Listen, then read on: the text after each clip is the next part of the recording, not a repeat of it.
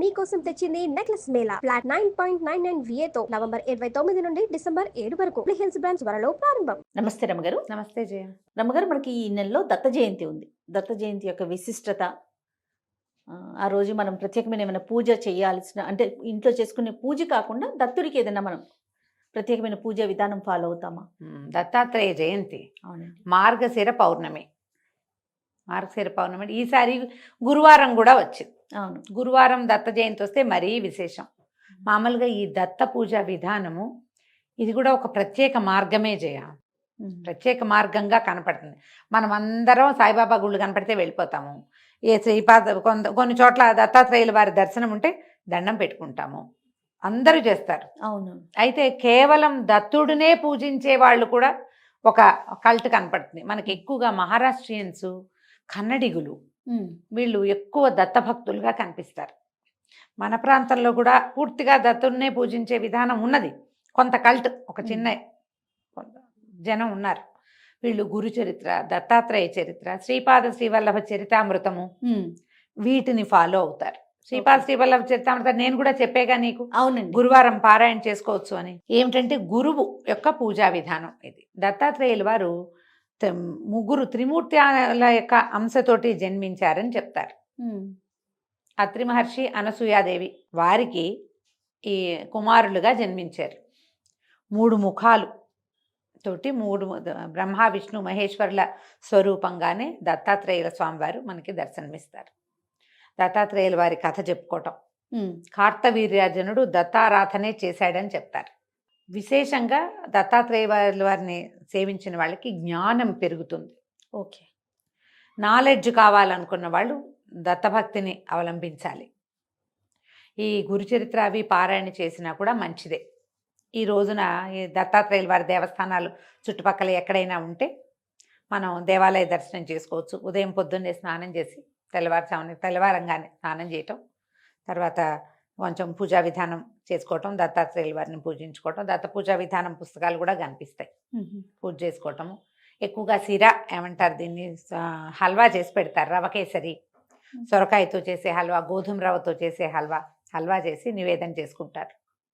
విశేషంగా ఎవరికైనా భోజనం పెట్టటము, దానం చేయటము, పుస్తకాలు దానం చేయటము అవి చాలా మంచిది. పౌర్ణమి నాడు వస్తుంది దత్త జయంతి. మార్గశిర పౌర్ణమి అంటే ఇప్పుడు దగ్గరలోకి వచ్చేసింది కదా. ఈ సంవత్సరం 4వ తారీఖు వచ్చింది, డిసెంబర్ 4. కాస్త ముందు వెనకగా అవుతుంది. మార్గశిర పౌర్ణమి ఎప్పుడైతే అప్పుడు దత్త జయంతి. దేవాలయ దర్శనం చేసుకోవటం, ఎక్కడ మన చుట్టుపక్కల దత్తుల వారి దేవాలయం ఉన్నా, లేదా పెద్ద వేరే దేవస్థానంలో దత్తాత్రేయ స్వామి వారి దర్శనం లభించినా వారిని దర్శనం చేసుకోవచ్చు. ఓకే. తర్వాత పటిక బెల్లం లాంటిది పంచిపెట్టటము, పటిక బెల్లం పంచిపెడతారు. పుస్తకాలు పంచిపెట్టచ్చు. ఏదైనా గురుచరిత్ర లాంటిది పారాయణ చేసుకోవచ్చు. గురుచరిత్ర పుస్తకాలు కూడా ఎవరికైనా ఇవ్వచ్చు ఈ రోజున. అది కూడా చాలా విశేషమైన ఫలితాన్ని ఇస్తుంది. ఈ గురుచరిత్రలో మనకి దత్తాత్రేయుల వారు, ఆయన శ్రీపాద శ్రీవల్లభులుగా జన్మించింది. ఈ చరితామృతంలో ఈ దత్తాత్రేయుల వారు పుట్టిన కథే కాకుండా ఆయన అవతారాలుగా భావించేటువంటి దత్తాత్రేయుల వారు, అది మన శ్రీపాద శ్రీవల్లభులు, తర్వాత నృసింహ సరస్వతి స్వామి, ఇట్లా ఆ పరంపరలో జన్మించిన వాళ్ళు చాలా మంది కథల్ని మనం అందులో చూస్తాం. దత్తులది ఒక పరంపర. ఓకే. ఆయన అంశతోటి జన్మించిన వాళ్ళ గాథలు కూడా మనకు ఆ పుస్తకాల్లో కనిపిస్తాయి. మేము ఎక్కడికి వెళ్ళాం, మాణిక్ నగర్ అని ఒక చోటకు వెళ్ళాం. ఈ మహారాష్ట్ర బార్డర్స్ అక్కడ, అది కూడా దత్త సంప్రదాయమే. తర్వాత అక్కల్కోట్ ఒకటి వెళ్ళాం, గాణ్గాపూర్ వెళ్తారు. ఇవి కాకుండా మళ్ళీ మనకి ఇంకొకటి ఉంది, కురుంగడ్డ అంటారు, కురువపురం. ఇవన్నీ కూడా దత్త సాంప్రదాయాన్ని అనుసరించే దేవస్థానాలు మనకి మన ప్రాంతాల్లో కనపడేవి. తర్వాత ఏమో పీఠికాపురంలో కూడా దత్తాత్రేయ స్వామి వారిది దేవాలయంది. శ్రీపాద శ్రీవల్లభులు అక్కడ జన్మించారు. ఓకే. మనకి పురుహూతికాదేవి కుకుటేశ్వర స్వామి దేవస్థానం ఉందా, అవును, అక్కడే మనకి దత్తాత్రేయ దర్శనం కూడా లభిస్తుంది. శ్రీపాద శ్రీవల్లభులు అక్కడ దర్శనం ఇస్తారు. ఇక్కడి నుంచి మొదలుపెట్టి ఈ అక్కల్కోటు ఇవన్నీ కూడా లైన్గా చూడొచ్చు మనకు దేవాలయాలు కూడా. ఏదైనా ఒక సందర్భం కుదిరినప్పుడు అలాంటి చోటకు వెళ్తే మంచిది. పైగా ఈసారి ఏమైందంటే గురువారం రావటం వల్ల ఇది మరింత విశేషంగా కనపడుతుంది. ఔదుంబర వృక్షమే ప్రత్యేకమైన పూజా విధానంగా చెప్తారు. ఔదుంబర వృక్షం అంటే మేడి చెట్టు అంటాం కదా. ఈ మేడి చెట్టులో దత్తాత్రేయుల వారు నివసిస్తారని ఒక ప్రఖ్యాతి. ఆ చెట్టును కొట్టకూడదు, దేవతా వృక్షంగా భావిస్తారు. ఔదుంబర వృక్షానికి ప్రదక్షిణ చేసిన, ఆ చెట్టు కింద కూర్చొని జపం కానీ ధ్యానం కానీ చేసుకున్న విశేషమైన ఫలితం లభిస్తుంది. మనకి ఈ దత్తక్షేత్రాలన్నిట్లలోనూ ఈ ఔదుంబరాలు కనపడతాయి విశేషంగా. అవును. స్వామివారు దాని మూలంలో నివసిస్తారని చెప్తారు. ఆ చెట్టును కొట్టకూడదు, దండం పెట్టుకోవటమే. ఎక్కడైనా మేడి చెట్టు కనపడితే దానికి నమస్కారం చేయాలి. అదొక ప్రత్యేకమైన వృక్షంగా చెప్తారు. వీరికి ఆవాస స్థానంగా ఉంటుందన్నమాట. మనం రావి చెట్టు ఎట్లా దేవాలయాల్లో చూస్తాం, అవునండి, అవును. అట్లా దత్తక్షేత్రాల్లో ఈ మేడి చెట్టు కనపడుతుంది అనమాట. విశాలమైన పెద్ద పెద్ద పెద్ద శాఖలు కలిగిన చెట్టును అసలు వాళ్ళ చెట్టు కొట్టరు దాన్ని.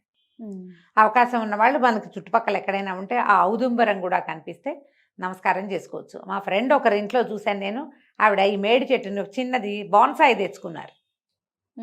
వాకిట్లో తులసి పక్కనే ఈ మేడి చెట్టు కూడా ఉంటుంది. స్వామి అక్కడ నివసిస్తారు కాబట్టి ఆవిడ రోజు కాసి నీళ్లు పోసి ఆ ఔదుంబరానికి నీళ్లు పోస్తే జ్ఞానం పెరుగుతుంది. పిల్లల్లో కొంచెం మందబుద్ధిగా ఉంటారు చూడు, వాళ్ళ చేత ఈ ఔదుంబర వృక్షానికి ప్రదక్షిణ చేయించిన, ఆ చెట్టుకు రోజువారీ నీళ్లు పోయించిన, దాని కింద కాసేపు కూర్చోబెట్టి ఏదైనా ధ్యానం చేయించినా కూడా పిల్లల్లో జ్ఞానవృద్ధి కలుగుతుంది. ఇంత విశేషాలు ఉన్నాయి కాబట్టి దత్త జయంతిని ప్రత్యేకంగా జరుపుకుంటాం. తెలుగునాట ఇంచుమించుగా మన 2 రాష్ట్రాల్లోనూ పూజా విధానం జరుగుతుంది. మీరు ఇప్పటిదాకా చేయకపోయినా మరి ఇంట్లో చేసుకున్నా, ఏదో పూజ చేసుకున్నా వారికి సంబంధించిన ఒక స్తోత్రం చదువుకుంటాం. అవును, అంతే కదా. ఏదో చిన్న పాయసమో హల్వానో చేసి దత్తాత్రేయ స్వామివారి పుట్టినరోజు ఈ రోజునని నివేదన చేసుకుంటాం. ఇంత మటుకు పూజ చాలు. కుదిరితే ఏదైనా దేవాలయ దర్శనం చేయండి, అది కూడా మరింత మంచిది. దీంతో పాటు ప్లస్ నేనేమనుకుంటానంటే, ఇలా ప్రత్యేకమైన రోజు కాబట్టి ఈ గురు చరిత్ర ఇవి ఉన్నాయి కదా, స్వామి దత్తాత్రేయుల వారి చరిత్రలు చెప్పే పుస్తకాలు చాలా ఉన్నాయి. ఏదైనా ఒక పుస్తకంలో ఒక్క అధ్యాయాన్నైనా చదవండి తప్పకుండా. దానివల్ల ఏంటంటే ఈ పవిత్రమైన పౌర్ణమి నాడు విశేషమైన ఫలితం లభిస్తుంది. మామూలుగా మనం పౌర్ణమి ఏం చేస్తాం, సాయంకాలం లలితారాధన అలా చేసుకుంటాం. ఇది మార్గశిర మాసం కాబట్టి సాయంకాలం విష్ణు సహస్రనామ పారాయణ చేయండి, మంచిది.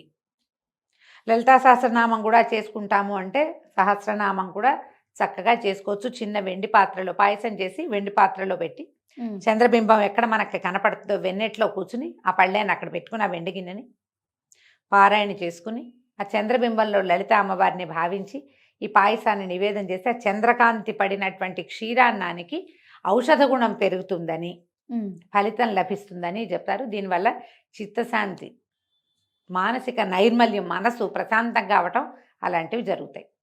మేము ఈ అవకాశాన్ని బట్టి ఏ ఆరాధన కుదిరితే అది చేసుకోండి. నమస్తే. నమస్తే చెండి.